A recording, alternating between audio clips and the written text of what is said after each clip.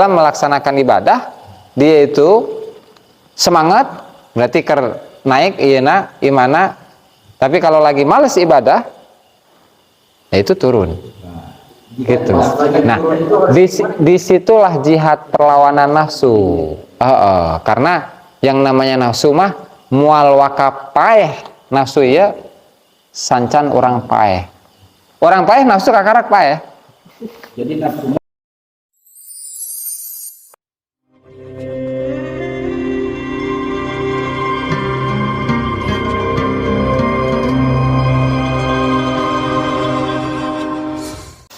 Bismillahirrahmanirrahim. Wassalatu wassalamu ala Rasulillah Muhammad ibn Abdillah wa alihi wasallam. Ba'du, para hadirin pemirsa yang dimuliakan oleh Allah Subhanahu wa taala dimanapun Anda berada.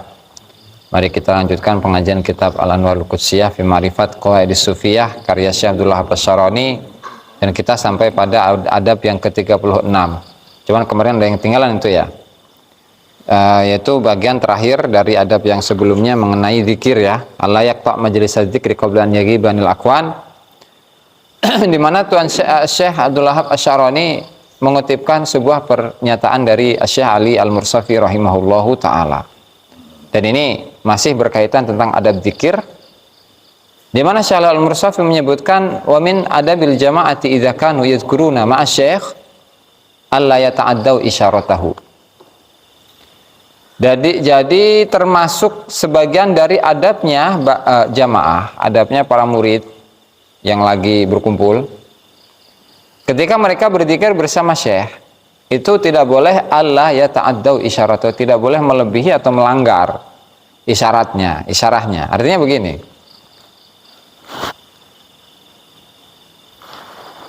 Syekhnya berzikir, mimpin zikir. Saya mimpin zikir dan zikirnya itu nggak banyak. Nah, tapi si murid ini pengen nambah aja. Nah, ketika si murid ingin nambah, sementara saya sudah pengen selesai, berhenti, ya itu berarti muridnya nggak punya adab. Kenapa? Penumpang tedaek eureun. Penumpang tedaek eureun sementara supirna hayang eureun. Gitu. Sehingga dusun itu mah. Dimana faida asyara alaihim bisukut, ketika gurunya itu, syekhnya itu sudah memberikan isyarat untuk selesai dari zikir. Faminal adabi alla yatamada ahaduhum fi dzikri. Tidak boleh memperpanjang lagi zikirnya. Ya kan? Selagi madama ihsasuhu baqiyan, selagi dia masih sadar, selagi panca inderanya itu masih normal. Artinya bukan normal ini ya. Selagi panca inderanya masih dia rasakan ya, karena memang kalau melihat kepada zikirnya seseorang itu kan seperti yang di awal, di mana seorang murid itu tidak boleh berzikir kecuali dalam keadaan yang tenang, kemudian dia memiliki semangat untuk berzikir. Kemudian dia itu semangat berzikir, memiliki prinsip robitoh, pokok ada pada berzikir itu dilaksanakan oleh dirinya, yang kemudian nanti pada ujungnya si murid ini akan mencapai pada maqam al-hudur wal musyahadah, hatinya hadir bersama Allah Subhanahu wa taala, dan dia hatinya itu menyaksikan Allah Subhanahu wa taala. Nah, sebelum mencapai ke sana, dan terlebih lagi ketika dia itu sedang mengikuti atau dipimpin oleh gurunya dalam berzikir, dan gurunya sudah berhenti tapi dia pengen terus, ya otomatis dia bertentangan dengan dia menentang adab-adab zikir. Karena apa?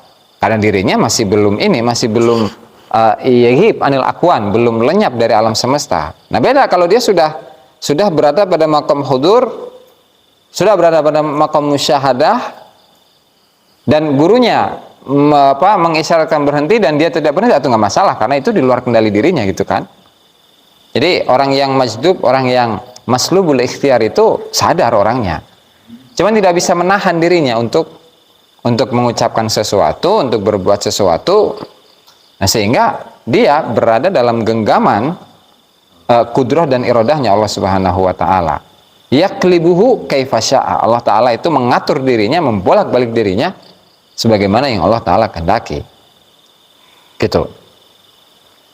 Nah, sehingga fa'in tamada. Nah, kalau dia itu pengen, si murid ini ketika gurunya sudah berhenti, memberikan isyarat untuk berhenti, selesai zikirnya, la ilaha illallah, selesai. Nah, sementara muridnya pengen masih la ilaha illallah, la ilaha illallah, masih pengen lanjut. Fa'in tamada ma'a adamil ghaibati anil hadirin, ketika dia masih melangsungkan zikirnya sementara dia belum, ya, ma'adamil ghaibah, sementara dia itu belum lenyap dari orang-orang yang hadir bersama dirinya, maka fadzikruhu nifakun, zikirnya itu bercampur dengan sifat kemunafikan, maghmusun bisu'i adabin, yang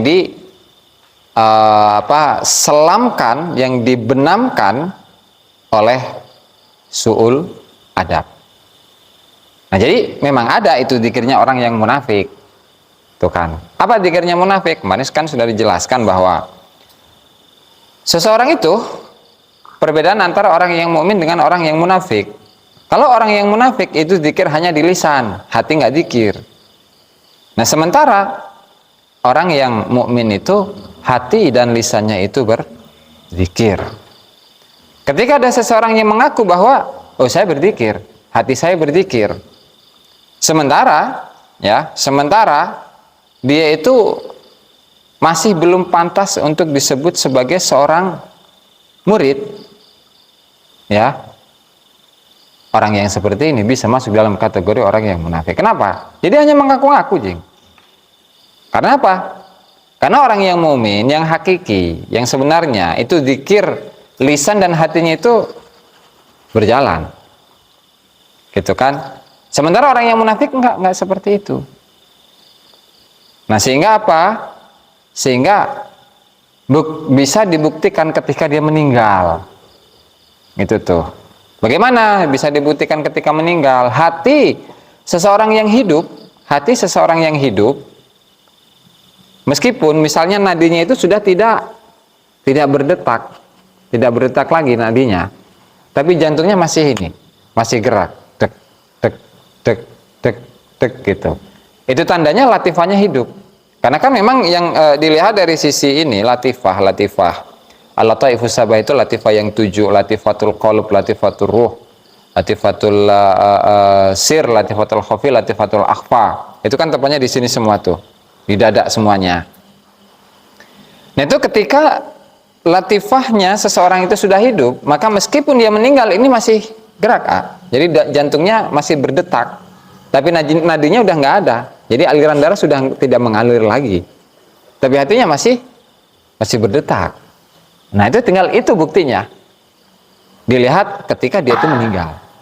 Nah, jadi gampang bagi seorang murid untuk mengaku, oh, saya ini di mana-mana berzikir, meskipun saya ngobrol hati saya berzikir, meskipun saya ini lagi ngerokok, lagi ngopi, lagi jalan-jalan, lagi memotoran, lagi macul, lagi nyapu segala macam, hati saya berzikir. Boleh ucapan bilang seperti itu, tetapi bukti belum tentu.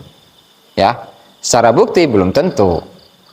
Kenapa? Ya, itu hal yang sifatnya ghaibiyah. Tidak bisa dilihat oleh mata kita. Karena itu sifatnya rasa, dan rasa itu hanya bisa dinilai oleh rasa yang lain.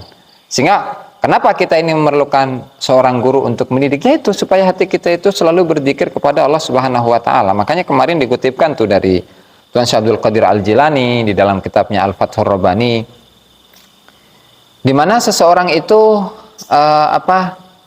pola, di mana ketika seseorang itu berzikir,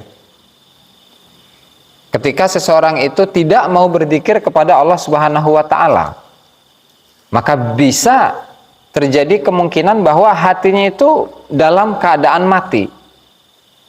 Meskipun jasadnya hidup, tetapi ketika hatinya mati, hakikatnya dia adalah orang yang mati. Ketika hati seseorang itu hidup sementara jasadnya mati, maka hakikatnya orang itu adalah orang yang hidup meskipun jasadnya mati. Makanya para wali-walinya Allah Subhanahu wa taala, kenapa mereka itu dikatakan sebagai orang-orang yang hidup. Sebagai orang-orang yang hidup.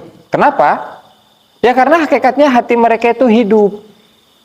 Ya, meskipun jasad mereka sudah mati, tapi karena hatinya itu hidup, sehingga hakikatnya itu mereka adalah orang-orang yang hidup. Makanya dalam sebuah ayat, wala taqul liman yuqtalu fi sabilillahi amwata bal ahyaun, gitu kan. Tapi ini kalau melihat dari sisi pemahaman secara tekstual, melihat kepada asbabun nuzul juga, jadi ayat ini turun bagi orang-orang yang meninggal dalam keadaan syahid berperang, yuqtalu fi sabilillah, yang dibunuh di jalan Allah. Berperang di zaman dulu, zaman para sahabat. Karena apa? Ya karena ceritanya adalah para sahabat itu ketika melihat atau memandang sahabat-sahabat yang lain itu, apalagi dengan dulu memiliki latar belakang yang buruk, itu dipandang buruk saja oleh sahabat yang lain. Nah, sehingga datanglah pembelaan dari Allah Subhanahu wa taala, jangan sekali-kali engkau wahai Muhammad, kalian para sahabat mengatakan bahwa orang-orang yang dibunuh di jalan Allah Subhanahu wa taala itu adalah orang-orang yang mati. Enggak. Tapi hakikatnya adalah mereka ahyaun inda rabbihim. Mereka itu hidup di sisi Allah Subhanahu wa taala. Begitu juga dengan para wali-walinya Allah Subhanahu wa taala, para kekasihnya Allah taala yang hatinya hidup, yang mereka ahli ma'rifat. Ya, mereka itu hidup di sisi Allah Subhanahu wa taala. Di sisi Allah taala itu hidup. Meskipun di sisi manusia, di depan kita mereka sudah meninggal, sudah di kuburan. Nah, hal ini mengapa terkadang para aulia, para arifin yang sudah meninggal itu datang, bahasanya itu bertajasud. Jadi datang kepada diri kita dalam berbentuk jasad, gitu. Bisa kita lihat. Ya karena hakikatnya mereka hidup. Ya karena ketika membicarakan tentang ruh itu ya rahasia Allah, gitu kan. Yas'alunaka 'anir ruh qulir ruhu min amri rabbi, kalau di ayat itu kan. Mereka para orang Yahudi Nasrani bertanya kepadamu wahai Muhammad tentang ruh. Apa itu ruh, kata mereka? Ngetes tujuannya mah. Nah, maka katakanlah wahai Muhammad, qulir ruhu min amri rabbi, katakanlah wahai Muhammad bahwasanya ruh itu adalah termasuk dari urusan Tuhanku. Bukan berarti orang-orang atau kita memahami ayat tersebut bahwa Nabi Muhammad saja bilangnya gitu, perkara ruh mah urusan Tuhan saya, maka kita ini tidak boleh membicarakan tentang ruh. Sementara dalam diri kita itu ada ruh kan. Kalau nggak ada ruh, ya nggak mungkin hidup. Secara kenyataan, fil waqi, itu secara kenyataan, secara real. Nah, tinggal ruh kita ini mau kita hidupkan atau tidak, gitu kan? Bagaimana cara ruh itu hidup? Ruh yang hidup adalah ruh yang selalu berzikir ke Allah Ta'ala. Mau dia dalam keadaan mau dia dalam keadaan tidur, mau dalam keadaan sadar, mau ketika dia itu sedang ngopi, sedang ngerokok, sedang ngobrol, ruhnya selalu berzikir ke Allah Ta'ala. Nah, makanya hal inilah kenapa thariqah itu ada. Thariqah itu ada, kenapa? Ya karena semata-mata untuk menghidupkan ruh kita yang masih tidur. Nah, dan jangan-jangan ruh kita ini mati. Sehingga kita selalu lupa kepada Allah Subhanahu wa taala. Jadi hakikatnya ruh yang mati itu adalah ruh yang tidak pernah berzikir kepada Allah Subhanahu wa taala. Ya, itu zikirnya kayak kembali pada materi. Maka zikirnya orang yang munafik itu adalah zikir yang berdasarkan atas hawa nafsu. Udah tahu gurunya sudah menyetop, sudah mensyaratkan untuk selesai dari zikir, tapi dia mau terus-menerus saja. Ya. Fa inna syaikha la yaqulu lahu muskutu illa ba'da isti'dzanil haqq. Bidzalika 'alal wajhil ma'ruf indal qaum.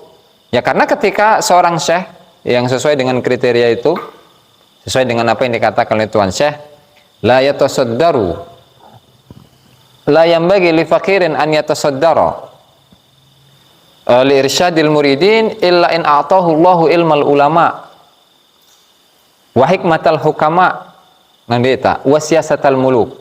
Ada 3 hal. Yang pertama adalah ilmu ulama, penguasanya terhadap ilmu syariat, ilmunya para ulama. 1. Yang kedua, siyasatul muluk, dia memiliki cara atau metode untuk bisa menarik perhatian para murid-muridnya. agar mereka itu mau dari yang asalnya bejat menjadi taat, yang asalnya maksiat menjadi taat, yang asalnya dia itu tukang mabuk sekarang menjadi tobat. Nah, dan seterusnya. Nah, itu siasatul muluk namanya. Siasat para raja kalau terjemahan lafadznya mah. Letterleknya. Kemudian yang ketiga adalah hikmatul hukum. Hikmah di sini artinya adalah ilmu hakikat. Ilmu hakikat itu apa? Al-ilmu alladzi yu'rafu bihi haqa'iqul asya' ala ma hiya bihi. Ala ma hiya bihi. Itu ilmu untuk mengetahui segala sesuatu pada kenyataannya. Ya bukan hanya sekedar saya tahu bahwa kitab ini terbuat dari kertas yang kemudian ada tintanya dan tinta itu warnanya ada yang merah, ada yang hitam dan seterusnya. Enggak kayak gitu, tetapi mengetahui secara ilmu hakikat, secara pandangan Allah Subhanahu wa taala dalam memandang semua ciptaan-ciptaannya Allah taala. Yang kembali kepada hakikat al-wujud atau hakikatul adam. Hakikatul wujud hanya dimiliki oleh Allah Subhanahu wa taala, sementara hakikatul adam itu dimiliki oleh semua makhluk. Semua makhluk apapun itu. Ya, itu. Nah, sehingga ada tiga hal ini. Ilmunya ulama, siasatul muluk, siasat para raja. Kemudian yang ketiga adalah hikmatul hukama. Jadi ilmu hakikatnya para ahli hakikat. Itu. Dan jangan diartikan bahwa hikmah itu adalah ilmu hikmah untuk mendoakan orang. Jangan. Karena itu beda ranah, beda bab, beda pembahasan gitu ya. Kayak wa mukhalafatu kayak istidanul haq. Sehingga guru ini ketika berhenti itu otomatis dia sudah diberi izin oleh Allah Subhanahu wa taala, dan gurunya itu sudah meminta izin oleh Allah Subhanahu wa taala sehingga diberi izin untuk udah nggak apa-apa kamu selesai berhenti zikir, selesai. Al-wajhil ma'ruf indal qaum, dan ini sudah dikenal bagi kalangan kaum arifin, kaum sufiyin, mengenai hal ini. Wa mukhalafatu idnil haq khurujun anil adab mujibatun lil atab. Nah, sementara menentang izin Allah Subhanahu wa taala itu adalah keluar dari adab dan dapat menyebabkan kemurkaan Allah Subhanahu wa taala. Nah, sehingga orang yang seperti itu dimasukkan dalam kategori orang yang munafik. Kemudian pada bab yang adab yang ke-36 yaitu tajannubul itina bi dzahirihi la bi qadri dzarurah, di mana yang pada inti dari adab ini adalah seorang murid itu tidak boleh memerhatikan sesuatu yang sekiranya dapat membuat pemikirannya itu kacau. Nah, kalau dulu seperti yang digambarkan di sini, di mana seorang murid itu bajunya harus warnanya satu, warnanya hitam, gitu kan, atau hijau, atau biru, atau merah, ataupun warna-warna yang lainnya. Supaya apa? Supaya nggak capek-capek nyuci nanti. Soalnya apa? Ketika dia keringatan otomatis nanti kerahnya itu akan kotor gitu kan. Nah, sehingga ketika kotor otomatis harus dicuci, dan dicuci tidak hanya cukup dengan air dikucek doang, enggak. Tapi harus pakai sabun. Sementara sabun itu juga harus beli. Nah, sementara di zaman tersebut di 500 tahun yang lalu di zaman Wali Songo, di zamannya Syekh Abdul Wahab Asy'arani, neangan sabun eta gati bari jeung mahal. Makanya para murid itu tidak diperkenankan untuk memakai baju yang putih lantaran apa? Lalanjung kena, mun bajuna kotor eta lalanjung eta, baju kotor ya, kumaha kudu nyuci kudu make sabun aing tegablek duit, kudu gawe neangan duit. Bari sementara dia fokusnya ada di pesantren. Gitu. Sehingga hal inilah yang membuat seorang murid itu pemikirannya terpecah, tidak fokus lagi untuk berzikir ke Allah Ta'ala, beribadah ke Allah Ta'ala, untuk menuntut ilmunya Allah Subhanahu wa Ta'ala. Itu intisari dari bab ini ya. Makanya kata beliau, min syanihi alla yakuna lahu iltifatun qattu ilal i'tina bi dhahirihi. Jadi jangan sampai seorang murid itu memiliki pandangan hanya memandang atau hanya memperhatikan zahir-zahirnya saja. Jadi bajunya harus bagus, sarungnya harus mahal, pecinya harus bagus, bersih dan seterusnya. Baik dari sisi minimal basin wa ghairihi, dari sisi pakaian ataupun yang lain, illa bi qadri dzarurah, kecuali hanya kadar darurat saja. Sekiranya sholatnya sah. Nah, sekiranya sholatnya sah, bajunya sah, tidak najis, tidak kotor, yang penting suci, itu yang dituju. Karena apa? Karena faman nadhara ila dhahirihi inqata anis sair. Ya, karena ketika seorang hanya memperhatikan penampilan saja, maka orang yang seperti ini akan terputus dari perjalanan menuju Allah Subhanahu wa taala. Ya iyalah. Misalnya ketika kita sholat. Nah, ketika kita sholat kita pakai baju yang putih. Kemudian sampai ke kerah-kerah kan dibahas juga oleh para ulama itu. Kerahnya itu harus longgar. Kenapa? Karena kalau nggak longgar, kalau gini tuh terlalu ini ngaprot, terlalu kenceng, itu kan ketika keringatan langsung kotor gitu kan. Tapi kalau kerahnya itu longgar, atau lagi keringatan diginiin gitu kan bisa jauh. Nah kalau kenceng, itu kan otomatis nempel dengan kulit. Ketika nempel dengan kulit dalam keadaan keringatan, kotor. Sehingga ketika kotor, selalanjung kayak kuduniangan sabun, jeung nyuci. Nah ini berbicara di zaman dulu ya, berbicara di zaman dulu seperti itu. Nah sehingga ketika pikirannya kacau, tidak lagi bisa fokus menuju Allah Subhanahu wa taala, atau udah dia terputus, enggak selesai sama. Nah makanya Al-Imam Ahmad Ibn Rifai, salah satu murid dari Tuan Syekh Abdul Qadir Al-Jilani, beliau mengatakan, beliau melihat seorang fakir, seorang yang sedang menuju Allah Subhanahu wa taala, seorang salik. Dia melihat seorang fakir di mana dia itu menghiasi dirinya dengan pakaian-pakaian yang bagus. Pakai jubah yang putih, yang bersih, setrikaan gitu kan, wangi segala macam. Handama thawbuhu. Gimana dia hanya menghiasi bajunya. Wa saffa tibaqa imamatihi alal munasib.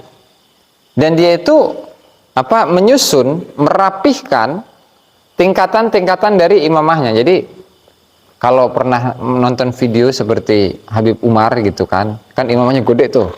Nah kan terus ada lapisan-lapisannya. Ada lapisan seret, kemudian di ini berlapis-lapis, bukan imamah yang putih pendek itu bukan, tapi yang panjang, yang kotak itu, yang tipis, yang panjang, yang pipih panjang. Ya nanti disusun gitu. Disusun.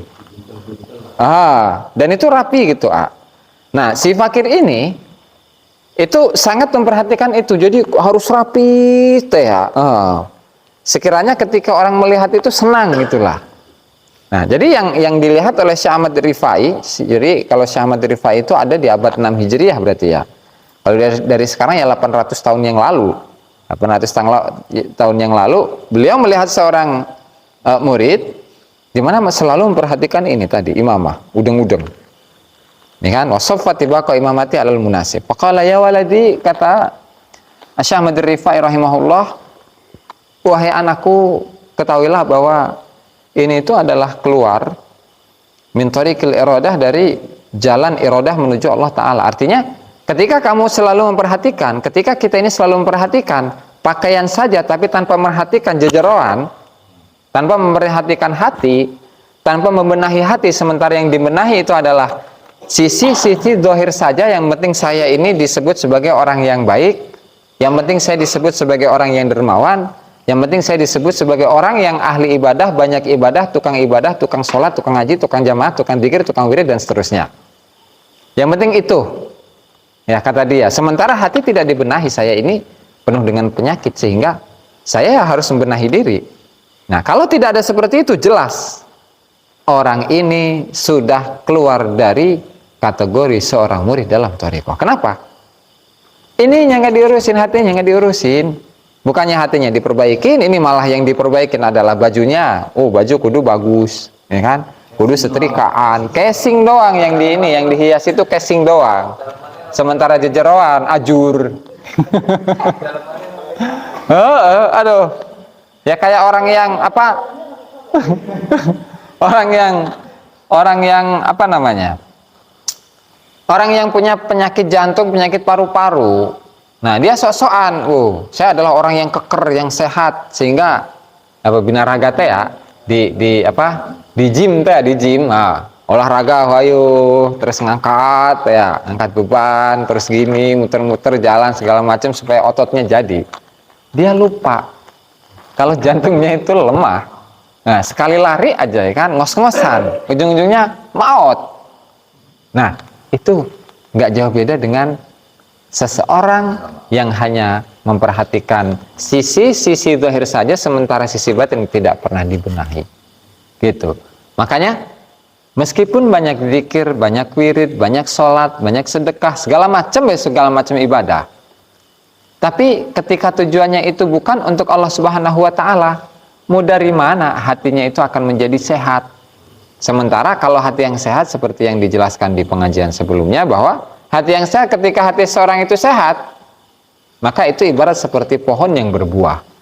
Semakin sehat, semakin bagus kualitas hati itu, semakin gede pohonnya, semakin banyak buahnya, maka manfaat kepada orang-orang yang di sekelilingnya itu akan semakin luas. Beda dengan seseorang yang hatinya itu nggak sehat, hatinya sakit, ya kan? Ngelihat pohonnya aja kesel gitu kan, pohon yang apa bikin kesel itu apa? Yang sekiranya ketika kita lewat itu, kita nggak mau ketemu dengan pohon itu. Dari sisi baunya, kemudian baunya nggak sedap, kemudian dari sisi penampilannya juga nggak enak. Hah? Oh, tampilannya jelek sebelah. Nah. Jadi hati orang yang nggak sehat atau yang penyakitan itu seperti pohon yang kayak tadi, buru-buru bisa dimanfaatin, lagi dikasih gratisnya ogah gitu kan. Nah, beda dengan ketika kita ini memiliki pohon duren, pohonnya gede, nah lagi musimnya itu hasilnya pohon buahnya itu gede-gede, manis-manis, banyak lagi. Nah, itu kondisi orang yang sehat. Nah, yang ketika buahnya itu banyak, otomatis kan gampang. Tuh, Ajemi, tuh Pak Lurah, ya kan? Tuh, santri-santri semuanya. Gitu. Nah, kalau hati yang kotor, gimana mau dapat manfaat yang ada kayak orang lain itu? Ogah amat aing. Nah, harenak neleuna ge. Komo ngedeketan gitunya, ningali ge harenak. Komo ngedeketan ogah amat aing. Gitu. Nah, hati orang yang kotor itu seperti itu, ya. Sehingga idza ra'aitumul murida fi zayyihi labaqun fa'lamu annahu anil istiqamati zalaqa. Ketika kalian melihat seorang murid yang hanya berdandan, yang hanya menyibukkan diri dengan berdandan, memperbaiki penampilan luar, maka ketahuilah bahwasanya dia adalah seorang murid yang sudah terpleset dari jalur keistiqomahan. Ya kan? Nah, makanya bahaya. Makanya wa yustahabu, dan selanjutnya wa yustahabu an yakuna qamisuhu. Nah, ini contoh-contoh dari katakanlah tradisi atau latar belakang kebiasaan pakaian di zaman dulu, 500 tahun yang lalu. Baju tidak boleh melebihi atau di bawah mata kaki. Kemudian bersih, wasi al akmam, ini kerahnya itu lebar. Supaya apa? Tadi kalau sempit, kerahnya sempit, itu nanti ketika kita keringetan cepat kotor. Tapi kalau lebar, kalau keringetan bisa diginiin, gitu kan? Nah, kemudian wasatan, tapi tengah-tengah, ulah lebar-lebar tin. Nah, mubadir kena. Terus wan yakuna masbughon, terus warnanya ge satu, semuanya hijau, semuanya biru, semuanya hitam atau warna-warna yang lain. Dan wala yambaghi lahu lubsus thawbil abyad ila yaumil jum'ah. Tidak pantas atau tidak boleh untuk memakai baju yang warnanya putih kecuali di hari Jumat. La siyama in kana yakhdumu nafsahu aw ghairaha. Baik itu dia mengurusi dirinya sendiri ataupun mengurusi orang lain. Fil bait, jadi dia suka membersihkan kamar-kamarnya atau membersihkan pesantren, zawiyah. Pesantren. Padahal kali anal murid yajibu alaihi an yuqallil min alaikid dunya, karena yang wajib bagi murid itu adalah mengurangi kaitan-kaitan atau keterikatan hati kepada dunia. Wa minal iltifati ilaiha, dan juga wajibnya itu tidak boleh menoleh kepada dunia. Wa ila tazayyun bimalabisiha, terus senang-senang dengan baju-baju yang bagus. Sementara wal abyadu yuhwijuhu kulla qalilin ila ghaslihi bisabuni wa nahwi. Sementara kalau baju putih itu pasti butuh untuk dicuci dengan sabun. Wa dzalika yahtaju ila darahim yashtarihi biha. Yang namanya sabun itu membutuhkan duit untuk membeli, untuk dibeli. Wadarahim ya tahtaju ilal hiraf was-sana'i, sementara duit itu butuh untuk kepada kerja. Au su'alin nas, atau kalau nggak kerja ngemis ke orang, minta ke orang. Dengan bihalih. Karena supaya orang itu melihat diri kita sebagai orang yang pikarunyaun gitu. Orang yang kasihan, jalur. Ayo ke pesantren ya. Kadi sih non duit supaya meser sabun, meser rokok, meser iya, meser itu, ya kan? Au maqale, atau ucapan, itu dari tingkahnya. Jadi secara lisan nggak ngomong dia, tapi secara tingkah itu pengen minta, pengen dikasih. Tuh, itu dengan perbuatan atau bimaqale, atau dengan ucapan. Ayo makan pesantren yo. Orang pesantren mah nggak ada duit. Sementara saya punya banyak kebutuhan. Beli inilah, beli pulsa, beli rokok, beli iya, beli itu. Itu kan? Enggak sih, kayak sedekah ya, sedekah ke dia gitu lah. Nah, sehingga orang yang seperti ini fayaqulu bidini. Dia adalah seseorang yang memakan dengan menjual agamanya. Fakanna ma'abadallaha ta'ala bi ibadatin, seakan-akan dia adalah seseorang yang menyembah kepada Allah Subhanahu wa taala dengan satu ibadah, akal lebih, dan di mana dengan ibadah itu dia bisa makan. Ya kan? Berarti ngejual agama kan? Wala bisa, dan bisa pakai baju. Bahkan li'annahu laulal ibadatul lati yarahun nasu 'alaiha ma akramu, seandainya jika ketika dia itu tidak ahli ibadah sekalipun dilihat oleh orang lain, ketika tidak ada ibadah tersebut, maka orang lain itu tidak akan memuliakan dirinya. Wa kullu dzalika yaqta'u 'anis sayri wa yaftahu bab tawajjuh ila dunya, dan semuanya itu yang disebutkan dari awal sampai akhir itu semuanya dapat memutus seseorang dari status perjalanan menuju Allah Subhanahu wa taala, wa yaftahu bab tawajjuh ila dunya, dan membukakan kepada dirinya pintu untuk menghadapkan diri kepada cinta dunia. Wabil jumlah fa kullu syai'in tahwahu nafsul murid, wallahu taala a'lam bissawab. Sebelum ditutup barangkali ada pertanyaan. Tuh di TikTok ada pertanyaan nggak tuh, Nak?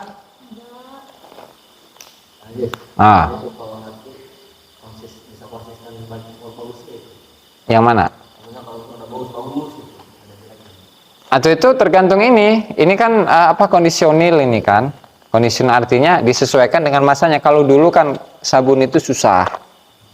Sehingga ketika dia itu mencari sabun untuk nyuci doang, itu akan terganggu. Tapi kalau sekarang kan enggak. Sabun murah, kemudian bisa disetrika, bisa dicuci segala macam, bisa disetrika rapi gitu. Yang kemudian ketika dia itu memakai pakaian-pakaian yang rapi, pakaian-pakaian yang bersih, ya itu dilihat aja. Itu dapat menyibukkan dirinya atau enggak.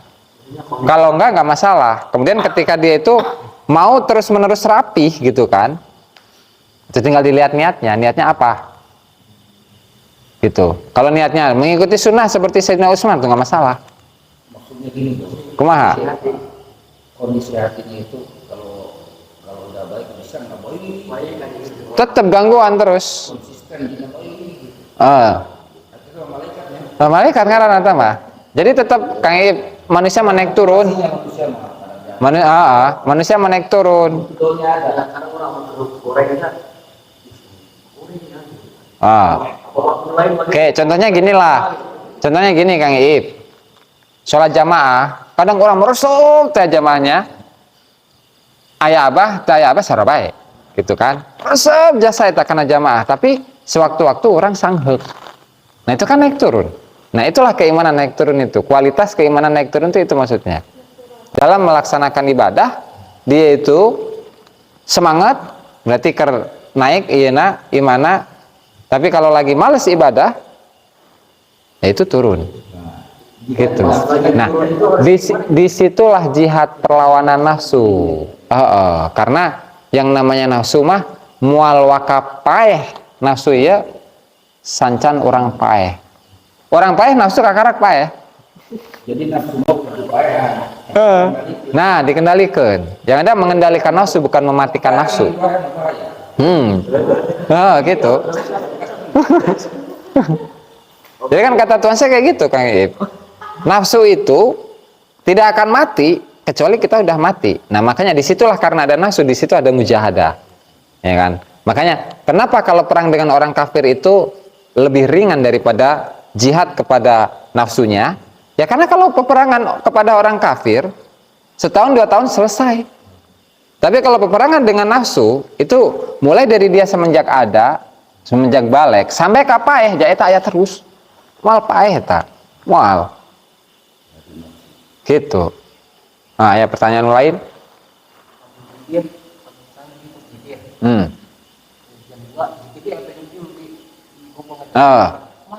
Atau saya ada memperbanyak zikir. Jadi pondasi dari tarekat itu memperbanyak zikir. Mau kapanpun waktunya bebas. Sesuka-sukanya kita gitu. Dan cuman memang baiknya kan di tengah-tengah malam gitu kan, atau di waktu-waktu ijabah lah, nggak cuma tengah malam doang. Mau tengah malam, di antara adzan dan iqomat, ya kan, setelah subuh, setelah asar gitu kan. Nah itu di waktu-waktu yang diijabah, atau waktu duha misalnya, itu waktu-waktu ijabah. Ya bagusnya zikirnya di waktu-waktu ijabah tadi. Ya meskipun di waktu-waktu yang lain mah bebas gitu Kang Mi. Kan zikirnya bahaya beranda. Terus ya, terus. Pokok gitunya, jadi zikir harus kosong dari semuanya, harus dilepaskan dari semua kepentingan. Zikir mah harus dilepaskan dari semua kepentingan. Kepentingan apapun itu, hayang boga duit lah, hayang jadi kiai, hayang jadi pengusaha, jadi pejabat, jadi iya, jadi itu, ulah. Zikir mah zikir baik enggeus, lepas. Nah, kecuali kalau berdoa kakarak, ya Allah, hayang duit. Itu tenan naon?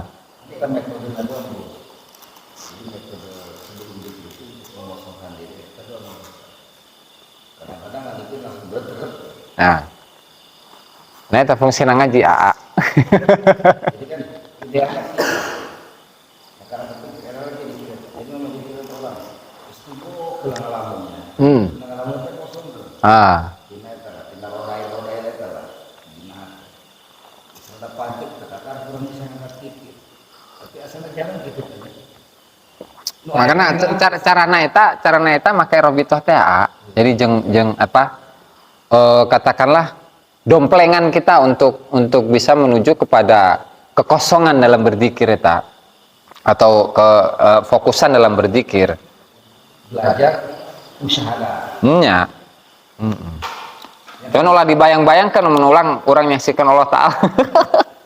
Bahaya tau mah. Kan pernah dengar keterangan gitu. Jadi pangendahan orang musyahadah eta urang pembentukan dulu. Pangendahan orang musyahadah kalau eta. Pembentukan dulu pangendahan ya. Bisa. Bisa kan? Bisa. Jadi orang wasilah orang bisa nyambung jeung guru kabur orang bisa lebih tahu. Jadi alasan saksi eta paling mereka orang ngerasa saksi dan dikira guru. Benar. Benar eta. Jadi kan karena kita ini berbicara tentang seseorang yang masih TK, seseorang yang masih mubtadi, pemula, makanya caranya gitu. Itu kan robitoh jeung guru. Nah, ya jelas. Disitulah ketika kita yang pelajaran semalam itu ya, yang pengajian semalam. Robitoh tidak hanya membayangkan doang. Nah, tapi kan kita tanamkan dalam diri kita bahwa kita ini mendapatkan istimdad, limpahan karunia, limpahan nikmat, limpahan nur, cahaya-cahaya Allah Subhanahu wa Ta'ala yang didapatkan oleh guru kepada kita, sehingga itulah yang akan menarik diri kita kepada golongan orang-orang yang lebih baik atau orang-orang yang muqarrabin gitulah. Bahasanya fuyudoh. Nah, fuyudoh ya, fuyudoh. Ya sarwa bae eta mah 11 12. Terus ya. Wallahu ta'ala alam. Bismillah para hadirin dimuliakan Allah Subhanahu wa taala, pengajian pada malam hari ini mudah-mudahan bermanfaat bagi kita semua dan semoga kita bisa mengamalkannya. Amin ya rabbal alamin. Kurang dan lebihnya saya mohon maaf. Wallahu muwaffiq ila aqwamit thoriq. Wassalamualaikum warahmatullahi wabarakatuh.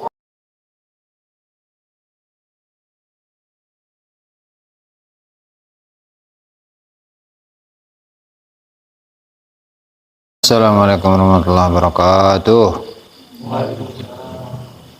Bismillahirrahmanirrahim. Muhammad bin Abdullah wa ala alihi wa sahbihi wa la hawla wa la quwwata illa billahi nawaina anta'alluma ta'limuna fil intifa dzakura tazkira li fadata wal istifada wal hatha ala tamassuki bi kitabillahi wa sunnati rasulih wa du'a ila al-huda wa dalalata 'ala al-khairi ibtigha'a wajhihi wa qurbihi wa thawabihi subhanahu wa ta'ala. Rabbi shrah li sadri wa yassir li amri wahlul 'uqdatam min lisani yafqahu qawli. Amma ba'du. Para hadirin pemirsa yang dimuliakan Allah Ta'ala, mari kita lanjutkan pengajian kitab Al-Anwar Al-Qudsiyah fi Ma'rifati Qawaidis Sufiyah karya Syekh Abdul Wahab Asy-Syarani. Dan sebelum kita mulai, mari kita hadiahkan Al-Fatihah kepada mualliful kitab, semua ulama, semua guru kita, semua orang tua kita, muslimat mu'minat al-hadihmiyah wala kulli niyatin salihah wala mana bihi aslafuna salihun ala hadratin Nabi Muhammad sallallahu alaihi wasallam. Al-Fatihah.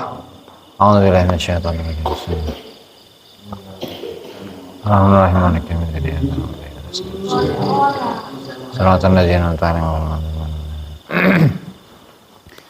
Qala al-musannif rahimahullah ta'ala wa nafa'ana bi ulumih bi ulumikum fid dharain ila an qala tajannubu al-i'tina'i bi dhahirihi bi illa bi qadri darurah. Utawi iki ngedohaken i'tina perhatian, tajannubul i'tina utawi iki ngadohaken perhatian bi dhahirihi kelawan dhahire murid illa bi qadri darurah angin kelawan kadar darurat. Misyani lan ing kutub saking tingkai murid Allah yakuna utawi ento ora ana lahu kutub kedue murid iltifatun utawi penolehan kotu kelawan bloko ilal itinai maring perhatian bi zahiri kelawan zahire murid min malbasin nyatane saking kelambi wa ghairi lan saliyane malbas illa bi qadri darurah angin kelawan kadar darurat. Amun mangkote sapane wong nadoro kang ningali sapa man ila zahirihi maring zahire man ing qata'a mangko dari kapegot sapa man anis sairi saking perjalanan. Wakaturan teman-teman ningali sapa Sayyidi Ahmad Ar-Rifai, Ahmad Ibnu Rifai, Syekh Ahmad Ar-Rifai rahimahullahu taala fakiron ing siji wong fakir. Handama iku gawe pepaes sapa murid atau fakir thaubahu yang kelambine fakir. Wasaffa lan ngebarisaken sapa murid tibaqa imamatihi ing pira-pira tingkatan imamah atau udeng-udenge fakir alal manasib ing atase alal manasib ya. Alal munasib ing atase kang cocok atau setuju. Faqala mangko ngucap sapa Syekh Ahmad Rifai ya waladi anak ingsun hadza utawi iki ku khurujun metu antariqil iradah saking jalur iradah kekarepan. Amin kalamihim lan kutub saking kalame ulama atau arifin idza raaitum lan ikane ningali sapa sira kabeh al murida ing murid fi ziyhi ing dalam kelambine murid labaqa iku apa namanya ngerapiaken sapa murid fa'alamu mongko urwa sapa sira kabeh annahu ing temen sedene murid iku anil istiqomati saking keistiqomahan zalaqah iku kepleset sapa murid.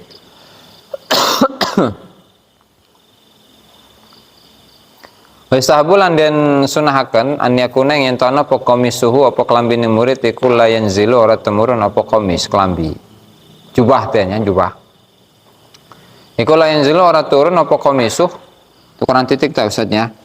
Iku layan zilu iku ora turun apa komisuh an ka'bihi saking polok mata kakine murid wa yakuna liyan ta'ana sapa murid iku apa komis iku nadifan bersih wasi al akmami kang luas ini apa nih iya nara kerahnya kerah iya nata kerah tangan akmami pira-pira kerah tangan ya. Wasaton kelawan tengah-tengah, ulah iya jasa gitu. Ulah lebar jasa tapi sedang gitulah. Wan yakuna mauton itu artinya naon? Jangan di kamus jauh ya. Temendak. Au masbukan utawa kang den warnani. Kang den warnani. Apa tuh kalau kain tuh diwarnain tuh apa namanya di tangaran eta diwarnai belah dari putih ke warna yang lain teh dicelup kulluhus kabe kelambi ku akhdaru atau kullahus kabe kelambi akhdaru bisa kulluhu akhdaru kullu tes kabe kelambi ku akhdaru ijo au azraq atau biru au aswadu atau ireng au nahwuhuma atau sepadane azraq ahdur aswad. Wal yang bagi lan ora segiane lahu kedua murid lubsus thawb al abyad apa nganggo klambi kang putih illa yaumul jumaah ing dalam dina Jumat. La siama nalik luweh-luweh ing kana nalikane ana fakir atau murid iku ya khdumu ngkhidmah. Sapa murid nafsah yang awak dhewe murid au ghairaha atau saliyane nafsah. Fil baiti ing dalam omah bait omah atau kamar wa zawiyati lan zawiyah pesantren matan kelawan seumpamane. Wadhalika utai mengkono-mengkono mazkur mulai dari an yakuna mauton masbughon dan seterusnya lianal murida kalau teman murid iku wajib iku wajib alaihi yang ngatasi murid apa an yuqallila apa yen to ngurangi sapa murid an ala ikid dunia saking pira-pira ikatan dunia wa minal iltifati lan saking noleh ilaiha maring dunia wala tazayyun lan saking maring pepaes bimalabisiah kalan pira-pira klambine dunia wal abyadu lan utawi klambi kang putih iku yuhwijuhu iku ngebutuhaken apa abyad ing murid kulla qalilin ing sekabe perkara kang setitik ila ghuslihi maring nyucine abyad bisabuni kelawan sabun wa nahwi lan sepadane sabun wadzalika lan hal utawi sabun wa nahwi iku yahtaju butuh apa zalika ila darahim maring pira-pira duit pira-pira dirham yastarihi kang tuku sapa murid ing sabun biha kelawan darahim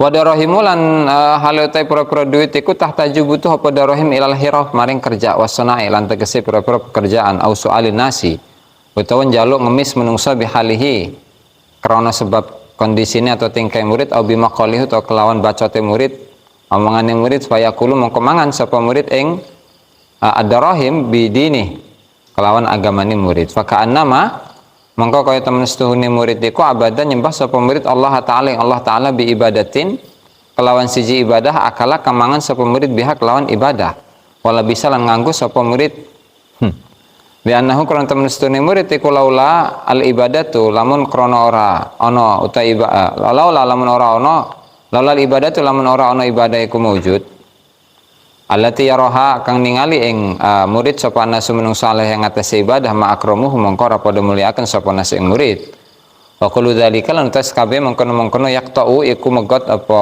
dzalik anisairi saking perjalanan wa yafsahu lan buka sapa murid bab tawajjuhi ing pintu penghadapan diri ila dunia maring dunia